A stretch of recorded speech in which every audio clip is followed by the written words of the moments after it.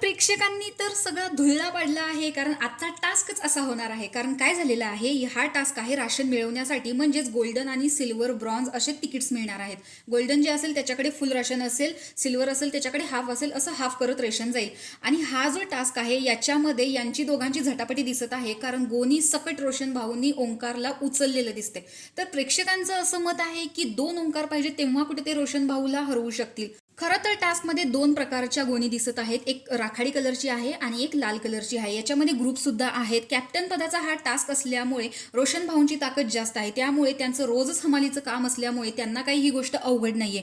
त्यामुळे ओंकार इथे खूप झटापटी करत आहे, पण ऍक्च्युली जी गोणी रोशन भाऊंनी घेतलेली आहे तीच ओंकार ओढण्याचा प्रयत्न करत आहे.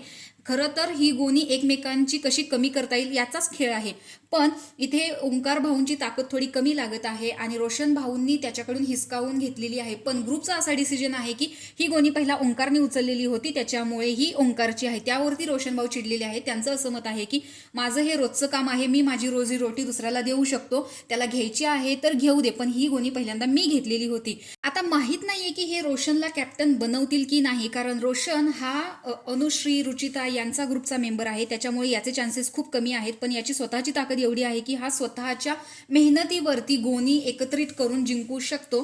पण अजूनही राकेश बापट आहे, आयुष संजीव आहे आणि प्रभू शेळके आहे, त्यांना लोक किती सपोर्ट करतील हे माहिती नाही. पण बाहेर प्रेक्षकांचा आत्तापासूनच चाललेला आहे की गरीबाचा मुलगा आहे, रोशन भाऊ जिंकलाच पाहिजे, रोशन भाऊ कॅप्टन झालाच पाहिजे, त्याने खूप मेहनत घेतलेली आहे, खूप चांगला माणूस आहे तो. अशा सर्व प्रकारच्या कमेंट सध्या तरी रोशनच्या बाजूने दिसत आहेत. ओंकारबद्दल आता काही दिसत नाहीये.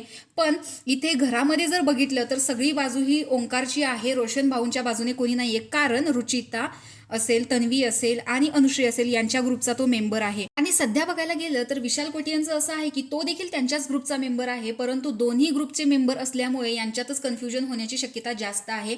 त्यामुळे हे कोणाला कॅप्टन बनवायचा विचार करतायत हे आता आपल्याला आजच्या टास्कमध्येच कळेल. तर तुम्हाला कोणी कॅप्टन बनावं हे वाटतं हे कमेंट बॉक्समध्ये नक्की सांगा.